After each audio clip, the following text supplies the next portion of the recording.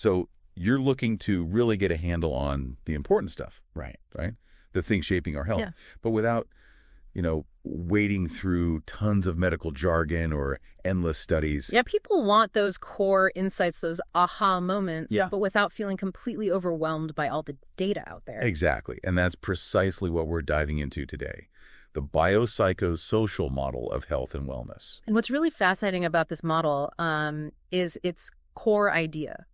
Our health isn't just biology. It's this, intricate dance between our bodies, our minds, thoughts, emotions, behaviors, and importantly, our social world. A truly holistic way of looking at it. Definitely. And we've gathered some really interesting sources for this deep dive. We've got some background stuff on health psychology, the basics of the model itself, a really clear explanation from Verywell Mind, and an editorial from the International Journal of Body, Mind, and Culture that digs into its importance and the challenges of using it in practice. And there's also that paper proposing an update, right? Bringing technology into the mix. Yes. Yeah. The Bio-Psychosociotechnical Model. Quite a name. So our mission today is really to unpack this biopsychosocial model. Look at its core ideas, how it impacts health, especially mental health. Face some of the criticism squarely. Right. And then consider this potential next step, this evolution that includes technology, which is, everywhere now. Okay, great. So maybe to kick things off, what exactly is health psychology? What's it trying to achieve? It feels like understanding that kind of sets the stage for the model itself. Yeah, that's a perfect place to start. Health psychology, it got a key definition back in 1980 from Matarazzo. Essentially, it's looking at how psychology contributes to, everything health-related. Everything. That sounds broad. It is. It's not just promoting health or preventing illness. Those are key goals Serafino highlighted. It's also about figuring out why people get sick or stay healthy and how psychology can help improve, the whole healthcare system and even policy. Okay, so promoting health, preventing illness. Yeah. Seems straightforward enough on the surface. It does, but here's the kicker. And where the need for something like the biopsychosocial model really becomes obvious. Pitts pointed out this paradox. We often know what we should do for our health. Oh, yeah. Eat better, exercise more. We know the drill. Exactly. But knowing it, that knowledge alone often isn't enough to actually make us do it consistently. Think about it. How many times have you known something's good for you but struggled to stick with it? Constantly. It's the classic knowing-doing gap. Precisely. So that begs the really important question. If knowing isn't enough, what else do we need? What actually motivates us to take care of ourselves? And this feels like exactly where the biopsychosocial model comes in, offering a fuller picture beyond just biology or information alone. You got it. It pushes past just looking at disease biologically and starts considering the whole person in their world, which leads us straight to the three core parts of the model. Right, the bio, the psycho, and the social. Let's take a look at each. Biological, that seems like the most familiar one, the traditional medical focus. Yeah, definitely. That covers, our genes, our physiology, how diseases actually work in the body. Things like inherited risks, how organs function, the physical side of illness. Makes sense. But the key insight of this model is that biology is just one piece of the puzzle. You absolutely have to look at the psychological part too. Which is everything going on inside our heads. Thoughts, feelings, coping mechanisms, our beliefs about health. Our actions. Yes, exactly. How we think, how we feel about health issues, the stress we're under, the choices we make day to day, all hugely important. And then there's the third leg, the social. And that's our connection to the outside world, right? Yeah. Money, job status, our relationships, social support, culture, where we live. Yeah. All those external things. Absolutely. Socioeconomic factors, who we have around us for support, cultural norms, community safety. These external elements profoundly impact health outcomes. And the really crucial idea here is that these three biopsychosocial allos, they aren't separate silos. They're constantly interacting, influencing each other. Right. That's the core concept. They overlap and interact in really complex ways, affecting our well-being and our risk for illness. Understanding these interactions, that's how we get to more effective, tailored treatments. So it's moving beyond just symptom management to understanding the whole person in their life, like their own awareness, their relationship with doctors, their specific situation. It feels much more human-centered. It really is. Dr. Akeem Marsh, in that Verywell Mind piece, describes it as centering social determinants of mental health right alongside the biomedical and psychological stuff. Social determinants, that's a key phrase. Definitely. And he also mentions a handy framework, the 4 Ps for figuring out a case. Predisposing factors, what makes you vulnerable. Precipitating, what triggered it. perpetuating what keeps it going, and protective, what helps you. Predisposing, precipitating, perpetuating, protective. That sounds like a really practical way to sort through all those biopsychosocial factors for an individual. It's a great tool for organizing your thinking, yeah. Okay, let's zoom in on mental health for a bit. How does using this biopsychosocial lens really shift how we think about and tackle mental well-being? Well, traditionally, physical health care often focus heavily on the biological, fix the body part. Right. And mental health care maybe lean more towards the psychological therapy, understanding thought patterns. The biopsychosocial model pushes for integration in both areas, but its impact on mental health can be really profound. How so? What changes? Because sometimes the best way to help someone mentally isn't just therapy or medication targeting the mind or brain chemistry directly. Sometimes you need to address the social stuff first. Like what? Like, if someone's incredibly anxious because they lost their job and can't pay rent, a major social stressor just talking about anxiety techniques might not be enough if those basic security needs aren't met. Addressing the social determinant might be the most effective first step. That makes total sense. Deal with the root cause, which might be social or economic. Yeah.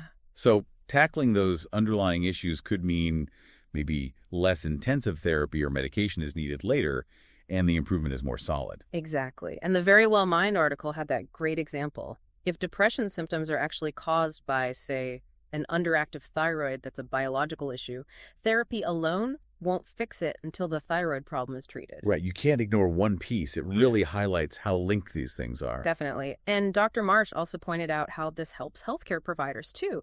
They start seeing patients not just as a diagnosis or a set of symptoms, but as whole people, with complex lives and contexts. It fosters a much richer, more nuanced understanding. Yeah. Moving beyond just the illness itself. Absolutely.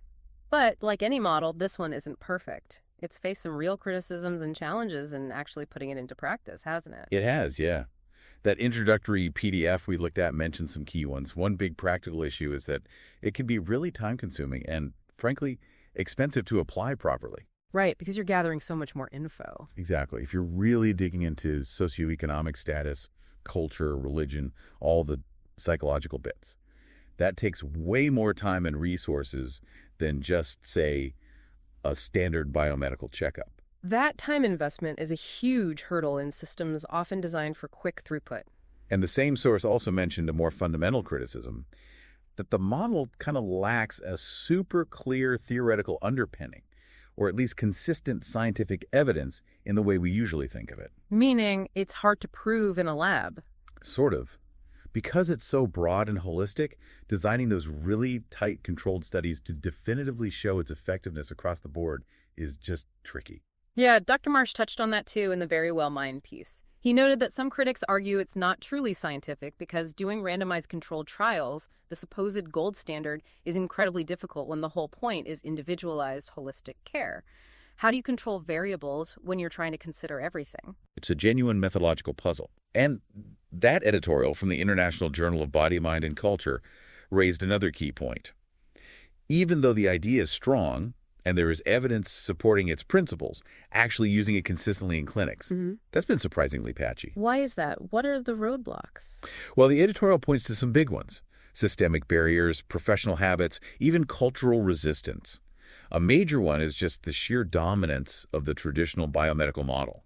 It's deeply baked into medical training and how hospitals often work. So the focus stays on pathology, diagnosis, drugs. Right. That focus often unintentionally sidelines the psychosocial stuff. Doctors might not get enough training in doing good psychosocial assessments, or, crucially, how to actually integrate that info into a treatment plan. There's often an educational gap there. And a lack of practical skills, maybe. Exactly. Plus, there's a challenge of teamwork. This model really shines with interdisciplinary collaboration, doctors, psychologists, social workers, all talking. But the editorial notes, healthcare systems are often fragmented, siloed. It's hard for different professionals to truly collaborate seamlessly, share info, coordinate care in that integrated way. Resource limits probably don't help either. No, definitely not. Fragmentation and resource constraints make that true teamwork tough. That makes sense. And then you have to talk about money. The editorial also flags financial constraints. The way healthcare is often paid for doesn't always reward spending that extra time on deep psychosocial assessments or recommending non-medical supports. Right. If the reimbursement models don't support the time needed for this holistic approach. It creates a real barrier to adoption, even if doctors believe it's the right thing to do. So, a potentially great model facing some serious real-world hurdles, systemic, educational, financial. Pretty much. Now, you mentioned that research paper proposing an evolution of this model, the Bio-Psychosocial one. That's quite a mouthful. It is, but it's a really interesting idea. Proposed by Alan Card in 2022, it's basically an extension that weaves in socio-technical systems theory. Socio-technical. What does that mean in this context? Think of it as recognizing that technology isn't just a neutral tool. It's deeply embedded in our social fabric, changing how we interact, work, live, how we experience health. So this model explicitly adds technology as another key interacting factor. It's trying to address some of those criticisms we just discussed, especially about practical application in today's world. Okay, so adding techno to the mix. Yeah. What does that really change? What's fundamentally different? Well, first, it brings technology in as a distinct major influence on health, right alongside bio, psycho, and social. And technology here is defined really broadly. Not just phones and computers. No, much broader. It includes all designed artifacts, hardware, software, sure, but also the buildings we live and work in, assistive devices, communication systems, basically the entire artificial world humans have created. Wow, okay. That's a very wide lens. So how does it conceptualize these different factors compared to the original model? There are a couple of key shifts. Instead of seeing bio, psycho, and social as nested layers within one system, this new model suggests thinking of them, plus technology, as separate but deeply interconnected, complex, adaptive systems. Like interacting ecosystems, maybe. Yeah. Each with its own rules, but influencing the others. That's a great way to put it. It gives more distinct recognition to each domain's influence. And the second big difference, obviously, is explicitly including this whole technological, artificial world as a direct determinant of health. Which the original model, developed pre-internet age, largely didn't account for. Exactly. Engel's original model came about before technology became so utterly pervasive. Today, it's undeniable that tech shapes our health in countless ways, good and bad. This model brings that reality front and center. And I recall you saying this model tries to be more of a practical theory, offering more of a roadmap for actually doing something to improve health. How does it do that? Yeah, it introduces several elements to boost practicality. One is clearly separating health status, how healthy someone is, from the health and needs assessment process. What's the significance of that separation? It emphasizes defining the health issues, not just medically, but also based on the person's or community's own goals, needs, and values. It's about framing the problem in a way that resonates with the people affected, not just imposing a purely clinical definition. So, moving beyond just the diagnosis to what healthy actually means for that person or group. Precisely. It also frames health as an emergent property of this whole complex bio-psycho-socio-technical system. You can't just directly fix health. You have to influence the underlying systems. Okay. And related to that, it broadens the focus from just medical treatments to a wider range of interventions. An intervention could be anything that modifies any part of that system, biological, psychological, social, or technological, to improve health.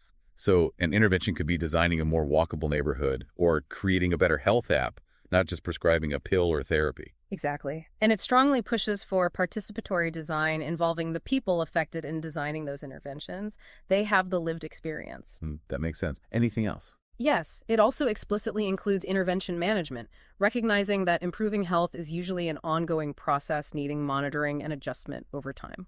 So it really is trying to offer more concrete tools, tackling that criticism that the original model could be hard to operationalize, hard to know exactly what data to gather or what steps to take. That's the goal, to be more actionable. And the paper had that table showing concrete examples of technology's impact, right? Both good and bad. Yeah, things like home monitoring devices, health apps, robotics, assistive tech, even electronic health records, and the design of hospital rooms. And it highlights that double-edged sword. Wearables can empower patients, but poorly designed apps can worsen inequality. EHRs should improve safety, but can cause errors if badly implemented. Robotics can help, but raise questions about human connection. It really drives home how carefully we need to think about designing and using technology in healthcare, considering all those ripple effects across the bio, psycho, and social domains. Absolutely. The biopsychosociotechnical model tries to provide a framework for that, a more comprehensive, systems-oriented, and hopefully more actionable way to pursue human-centered health improvement in our tech-filled world. Okay, so let's try and wrap this up. In our deep dive today, we've really unpacked how the biopsychosocial model offers this incredibly valuable, holistic way to think about health. It stresses that deep connection between our biology, psychology, and social worlds. Yeah, and we saw how it's been especially useful for understanding mental health better, pushing us to consider how much things like social support, stress, and environment really matter for our well-being. But we also looked squarely at the hurdles, the challenges in actually implementing it widely, the inertia of the old biomedical model, the difficulties with teamwork, the financial disincentives. Right, and those critiques about its theoretical basis and the challenge of proving its effectiveness with traditional research methods. And then we explored this potential next step, the biopsychosociotechnical model, adding technology explicitly into the frame and trying to offer a more practical, systems-based approach for actually improving health in today's world. And hopefully, understanding these models helps everyone listening think a bit more broadly about their own health, recognizing all those different interacting factors inside us and around us that shape our health journey. Definitely. So maybe a final thought to leave everyone with. As technology becomes even more intertwined with our lives and our healthcare, how is that going to keep reshaping these holistic models? How will we balance the biological, the psychological, the social, and this ever-growing technological dimension in the future? Something to ponder.